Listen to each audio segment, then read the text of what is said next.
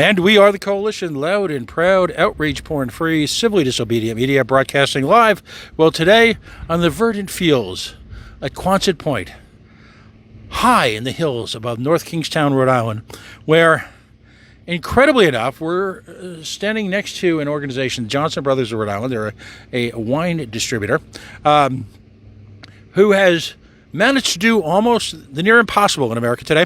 They have found a loyal workforce, and they just simply refuse to pay them. We've spent a lot of time over the last few months interviewing employees about the seemingly intractable hiring situation here in Rhode Island as post-COVID. And we find all sorts of businesses trying to find that perfect balance between salaries and employees, really opening all sorts of new conversations about employee benefits, what it takes to maintain a long-term relationship between an employee and a company, how important that is to them in the long run, what it means to them in terms of stability, training, safety, and again, a partnership as opposed to the old school sort of top-down mentality that existed in the employment world for so many years. We've interviewed folks in the past who are members of the Rhode Island Teamsters family, 251, 7-Eleven, of course, working in and around the fine folks at the Twin River Corporation. And if I can go Yoda on you for a second, deep is the stupid. Here we've got a situation where we've got an employer who distributes wine. They're fairly well spread around the United States. They deliver particularly Gallo wines. We'll find out a little bit more about that in a second. Two folks in Rhode Island, two liquor stores in Rhode Island.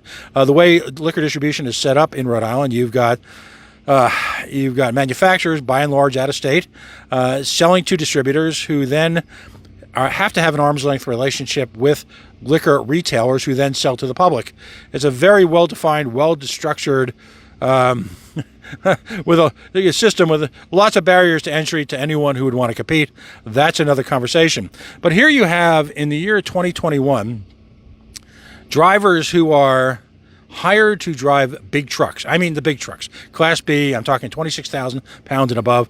Big, long trailers, the type that when we were kids, we waved at and they pulled their horn for us, and it was pretty cool.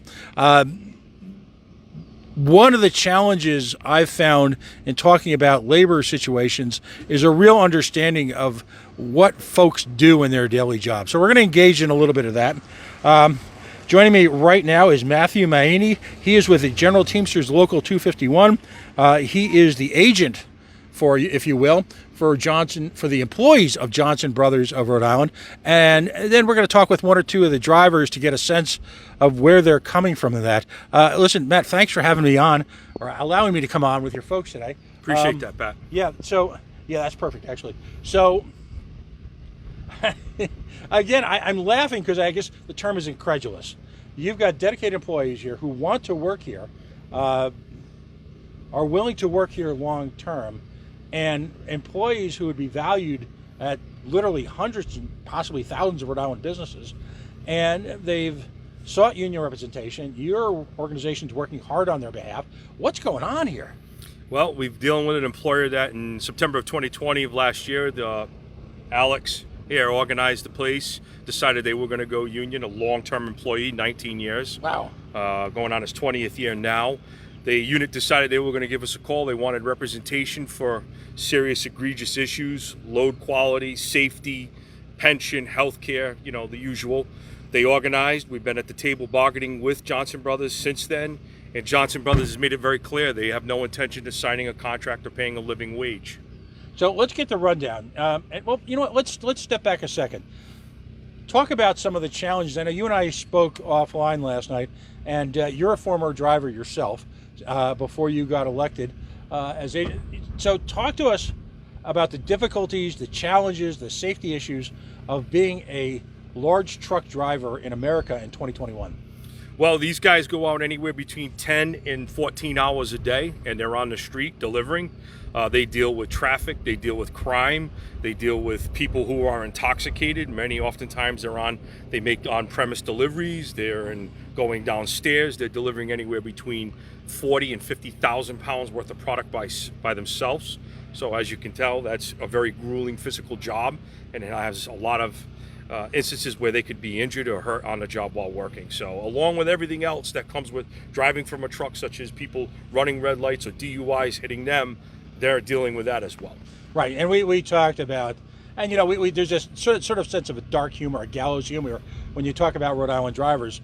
But the reality is, this is one of the most congested states in the nation. The infrastructure is aging, to be polite. The roads that are being repaired are thoroughly ripped up right now. I mean, this is a state whose highways can be fairly described as something of a moonscape. You know, and yet let's talk about the size of the truck that they're driving and how much, well, wine is being carried every day. They're driving 26-foot trucks, between 26 and 28-foot trucks, tag axle, which is the extra axle on the back. They're delivering anywhere between 40 to 60,000 pounds worth of product. That product entails red wine, white wine, hard liquor, vodka, and seltzer. And they, on average, go out with anywhere between 550 cases to 700 plus cases on a truck, depending on the season and the time of year. From what I understand, you have a pretty enviable safety record here. Yes, this crew is top notch. I think when we sat down and discussed safety, I think in 20 years we had 3 accidents with this whole crew combined. They take safety as a big concern here. Obviously, Johnston Brothers does not take it as a concern. Many of these trucks are not well maintained. There are citations issued for braking, for lights, for windshields, for wipers, you name it, all of which are federally mandated by the Federal Motor Courier, which Johnston Brothers doesn't adhere to. That's one of the reasons why the workers called us. Right. So you've got these 26,000-pound gross vehicle weight bombs driving around, loaded to the max, around local roads. Again, witness the moonscape argument. And I say this with love because I'm a Rhode Islander too. Heinous drivers in crowded inner city conditions. Now, you're delivering to liquor stores literally everywhere, aren't you? There are 239 liquor stores statewide. They deliver to every single one of them in a 5-day span. They also deliver to restaurants, bars, which is roughly another 1,600 stops on top of that. So they'll go out with half liquor stores loaded on and the other half on premise. And they do that in a 5-day span. Right. So, again, forget about the highways and the byways. Let's talk about cities like Pawtucket and Central Falls and Providence and Warwick and Westward. Well, they're literally everywhere. I mean, these are small.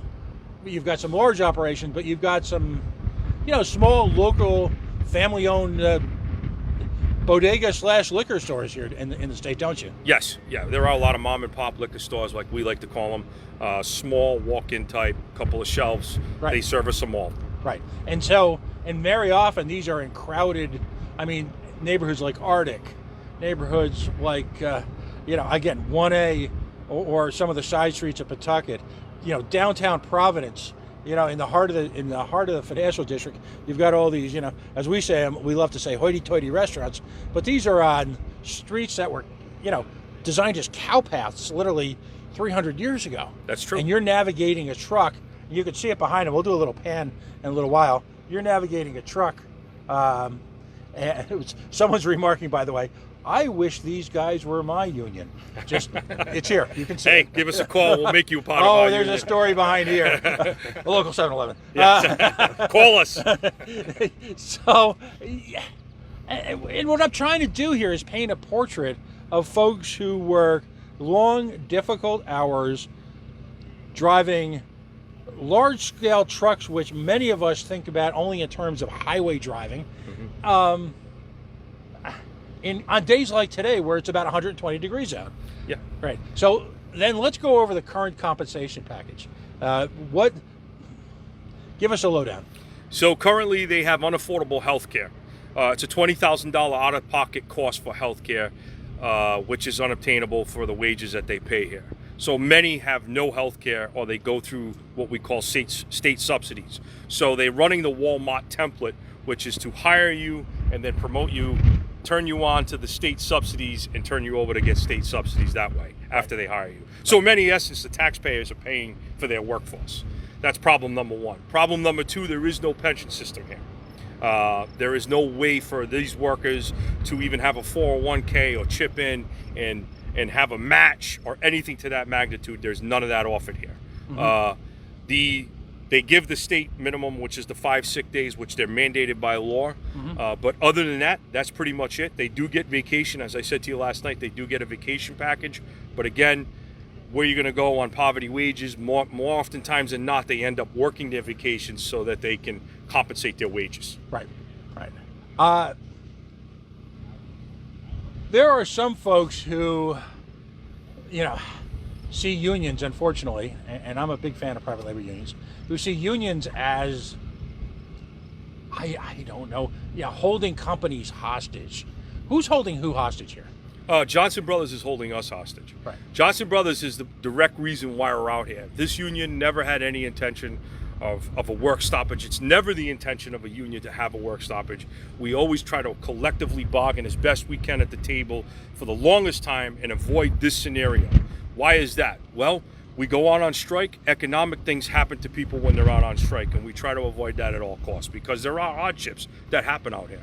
We try to deal with those hardships as they arise, and this unit has been strong and solid, and they're ready for that, and they made that decision. But again, Johnston Brothers put us here through their collective bargaining experience with us by basically slamming the door in our face and refusing to bargain in good faith and refusing to come to the table and negotiate a good, fair contract for their workers. Now, Johnston Brothers is still continuing operations, correct? That is correct. And how are they doing that? And what does their cost structure say relative to, I don't know, what they were paying this crew? Their cost structure has gone up quite a bit from this crew. It was actually cheaper to have this crew continue to work and perform their labor versus bringing in the subcontractors that they brought in. The money of these subcontractors are on 45-day contracts where they're signed on with the company. They're getting incentives for signing on. They're getting an incentive to complete the 45 days, and they're making $3 more an hour than the highest paid guy here. So, their cost has gone up. That doesn't include the security details that they've paid for to follow trucks to make sure that we're not committing any crimes towards their trucks, which we haven't. We've had a peaceful strike here. Is there any track record? I'm not aware of any track record where Teamsters in Rhode Island have done anything outside the law. No. We maintain a strict policy, which is we protest in peace. We're nonviolent. We're out here protesting in good faith, like we have the right to do, and we run a nonviolent picket line, and right. we stand by that. And you're a strict adherence to the federal laws with regard to unions and how you organize. Yes. So we've got a situation where the company is paying a base wage higher, and by the way, you use subcontractors. There's another word that's often employed. We'll call them scabs. Okay. Yeah. Scab labor. Yeah. Scab labor. So I'll. How do I like to put this? In the words of station management, which is me, by the way, scabs. Yeah. They're driving. What has the reaction been from the retail stores out here in Rhode Island? It's kind of been a mix. Your Douglas Wine and Spirits, they've been the most egregious. They're a very anti-union establishment. If there's anybody out here watching now, do not go to Douglas Wine and Spirits. Tollgate Haxton is another egregious employer, store who has taken a position that unions don't have a purpose and that it's all about free enterprise and working class people should be happy with what they get. We're asking you to avoid Tollgate Haxton's. We will be putting a list on Teamsters Local 251 Facebook page of the stores who are pledging not to take delivery, and we're encouraging all Rhode Islanders to participate in purchasing products from these stores. Marty's in Warwick is a good example. Great guy, stands by us, believes in everything that we're doing, has refused to take any Johnston Brothers product. Jordan's Liquors in East Providence on Taunton Ave, another stand-up store, refusing to take it. Haxton's in Warren Ave, Gasparo, she's signed on and refused to take it. So we do have stores that are signing on and participating and not taking their product, but there are stores out there that are taking product, and there's where lies our fight. Well, in my experience has been that most folks who are operating liquor stores, particularly those who are in it for the long run, understand that there's got to be a true partnership. They want safe drivers coming to their facilities. They want folks who've been screened. They want folks who are tested. They want folks who are top notch, because let's be blunt, the driver's behavior on their location is a direct reflection of them. Yeah. Now, which brands are at stake here? What do these folks carry? These folks carry all Gallo products, which would be your Carlo and Rossi, your Echo Domani, your High Noon Seltzer, your New Amsterdam Vodkas. Barefoot wine. Barefoot wine is another big one. Avoid all these products and call Gallo. You can actually go on Gallo's website at www.gallo.com and email Gallo and let them know what's happening here. Let them know that their product, you won't purchase their product until these workers get a contract. Right, because it's been my experience that many of the trucks that are used, and I'm not sure of your situation, but quite frankly, they're heavily branded with the manufacturer. Usually there's cooperative funding so that you could put a liquor brand on the outside of the truck. So these Gallo wines right now are being driven around Rhode Island by under-tested, underqualified, out of state, and listen, we're all Rhode Islanders, right? Out of state means you also, forget about the cultural implications of that, right? For a second. We're talking about familiarity with complex road systems, driving habits, driving techniques. These folks understand none of it. None of it. And so it would be like taking me and parachuting me into, I don't know, Denver somewhere and expecting me to instantly understand. Right. Right. And so everybody wants a balance in Rhode Island. Right. And we're a state that's unique because Rhode Islanders, what's the old routine?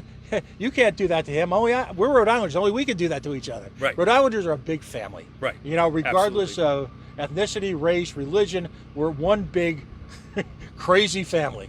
Right. And so I don't think anyone in Rhode Island wants to see their brothers, sisters, neighborhoods, softball team players, church members, parents of kids you go to school with, any of that. No one wants to see them mistreated. And this, again, I'm a news guy, right? Or I'm supposed to be, I don't know. I'm not supposed to sit here and ask you questions clinically. How can you be clinical about this? Right. For the love of God, Alex, let's talk driving in Rhode Island. Let's make it real for folks, as Matt has done already. How hard is this job? Very hard.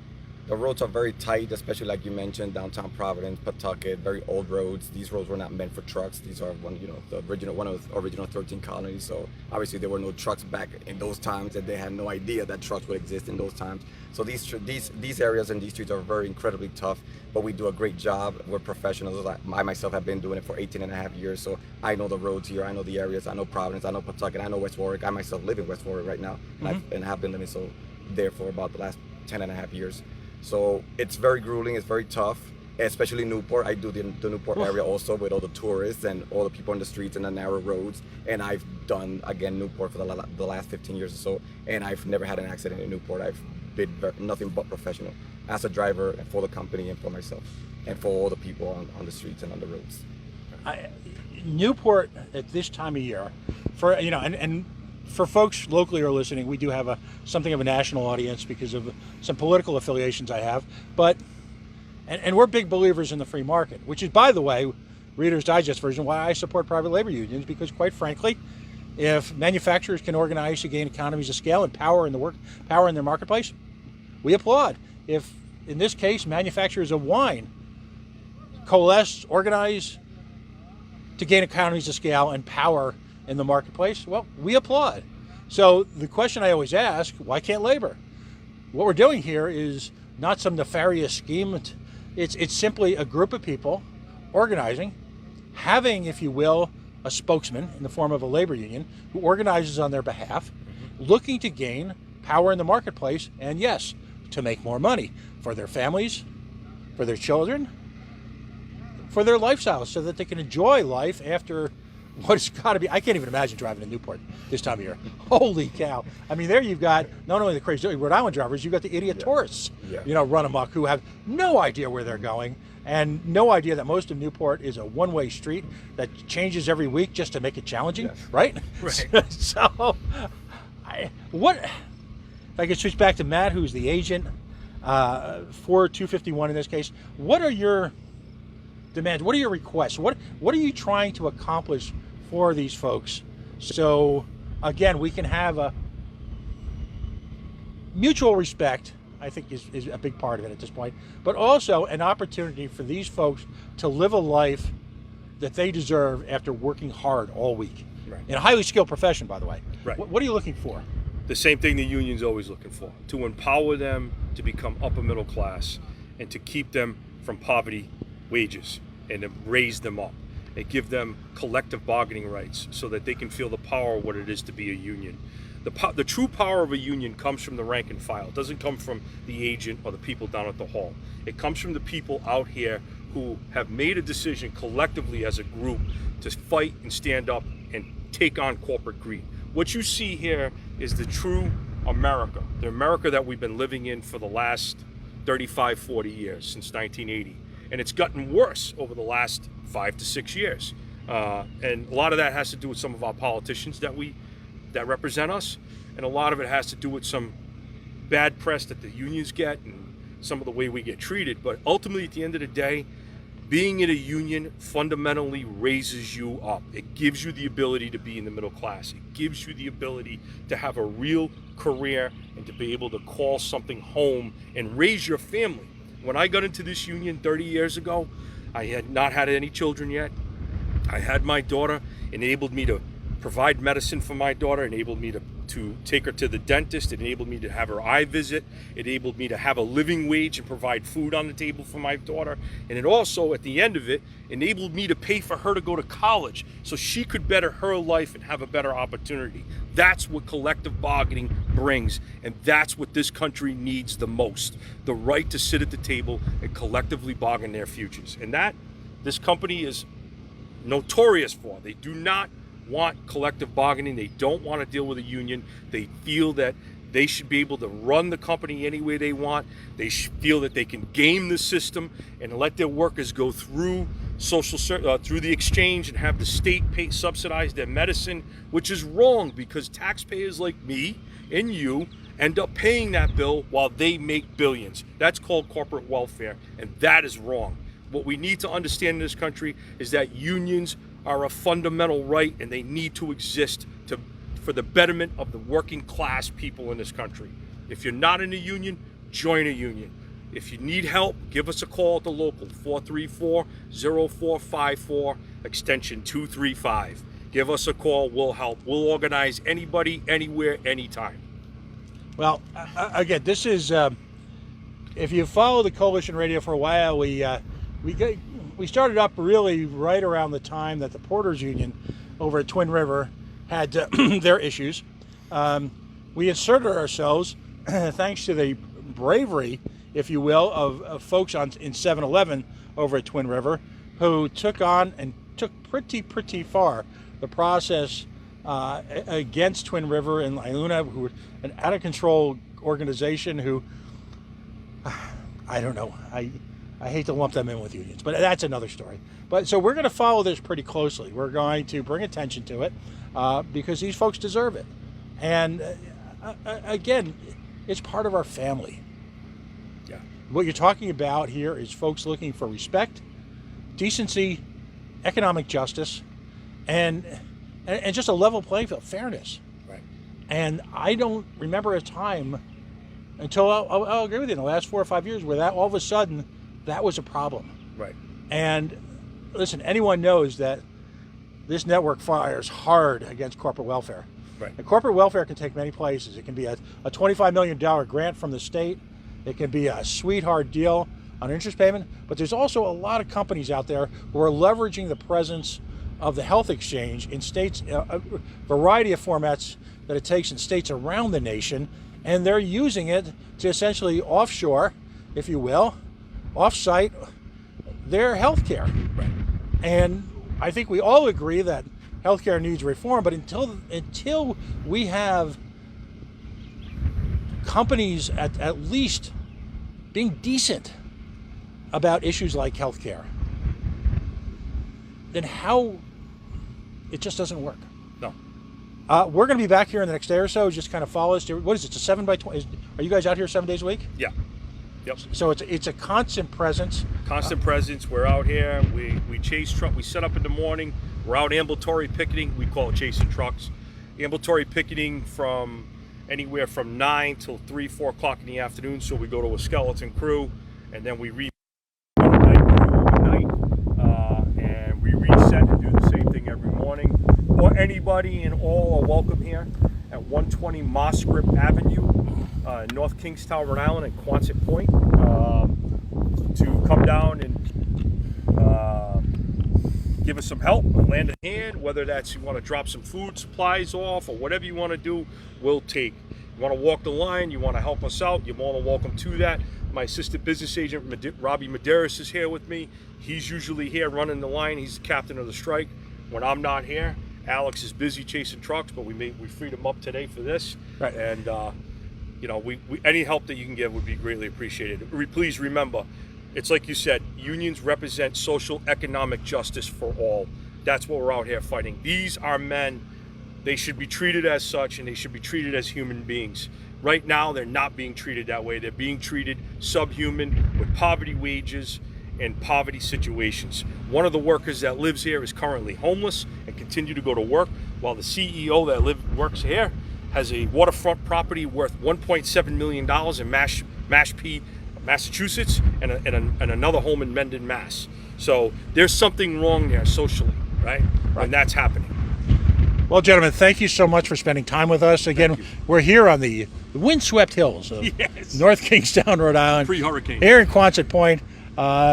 Yeah, I get the sense, well, you joke, hurricanes, I get the sense that these guys would be out here anyway. Yes. If you're a union member, I believe it's important that you stop by. Yes. And join, because, you know, what's that old line there, but for the grace of God? Right. You know, we saw unfortunately Stop and Shop employees take grief from members of the community because they wanted too much. Want too much?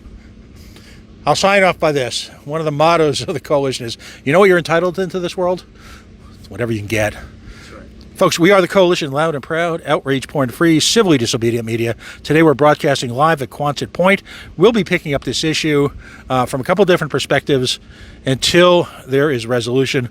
Thanks for watching. We'll be back on tonight, 7:30 tonight. We've got 8:30 tonight. We've got I'm sorry, no, today is Wednesday. That day screwed me up. You know, today's Tuesday. Wow, sorry about that.